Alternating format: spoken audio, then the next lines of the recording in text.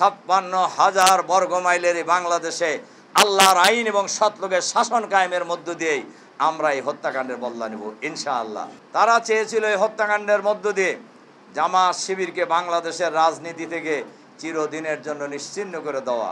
আল্লাহর মেহেরবানিতে, আল্লাহর সাহায্যে, আমাদের ভাই বোনদের দৃঢ়তা এবং ত্যাগ কোরবানির বিনিময়ে আজ বাংলাদেশের জামাত এবং শিবির বাংলাদেশের রাজনীতিতে অন্যতম প্রধান শক্তিতে পরিণত হয়েছে। এর বড় প্রমাণ ডাকসু, রাকসু, চাকসু, জাকসু বিশ্ববিদ্যালয়গুলির ছাত্র সংসদ নির্বাচনে ইসলামী ছাত্র শিবিরের পক্ষে সাধারণ ছাত্র ছাত্রীদের যে গণরায়, এই রায় প্রমাণ করে বাংলাদেশ আর আগের জায়গায় নেই। অনেকেই এ কথা ভুলে গিয়ে 28শে অক্টোবরের কথা ভুলে গিয়ে অথবা জুলুম নির্যাতনের কথা ভুলে গিয়ে আবার নিজেরা জুলুম নির্যাতনের রাস্তা ধরার চেষ্টা করছেন।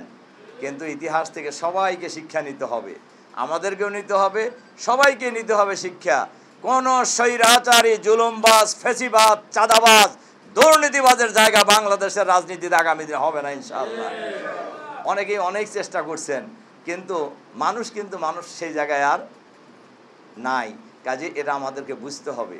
আর এটাও আমাদেরকে বুঝতে হবে, জুলাই বিপ্লব যেটা হয়েছে এটা কোনো রাজনৈতিক দলের নেতৃত্বে হয় নাই। জুলাই বিপ্লব যেটা হয়েছে এটা কোনো রাজনৈতিক নেতার নেতৃত্ব হয় নাই। যে ঢাকা বিশ্ববিদ্যালয়ের ছাত্রছাত্রীরা ইসলামী ছাত্র শিবিরকে পূর্ণ প্যানেলে বিজয়ী করেছে, ওই বিশ্ববিদ্যালয় থেকেই ওই বিশ্ববিদ্যালয়ের ছাত্রছাত্রীরা কোটা সংস্কারের দাবিতেই আন্দোলনটা শুরু করেছিলেন।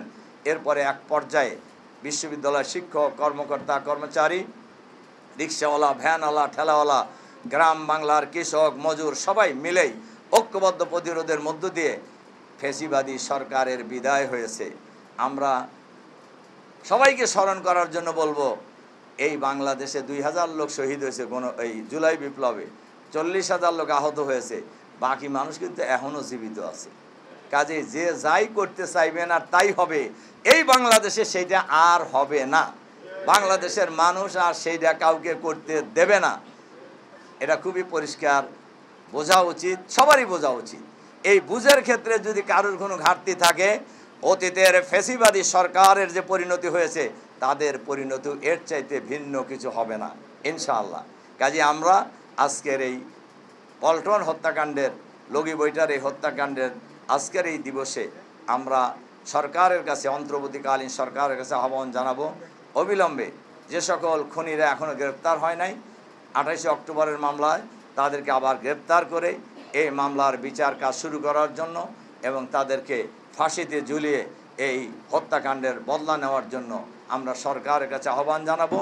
আর আমরা আমাদের ভাই বোনদের কাছে বলবো, আমরা এই হত্যাকাণ্ডের বদলা নিব। আমাদের প্রিয় জন্মভূমি 56,000 বর্গ মাইলের এই বাংলাদেশে আল্লাহর আইন এবং সৎলোকের শাসন কায়েমের মধ্য দিয়েই আমরা এই হত্যাকাণ্ডের বদলা নিব ইনশাআল্লাহ। এটাই হোক আজকের এই পল্টন হত্যাকাণ্ডের লগি বৈঠার তাণ্ডবের এই দিবসের অঙ্গীকার।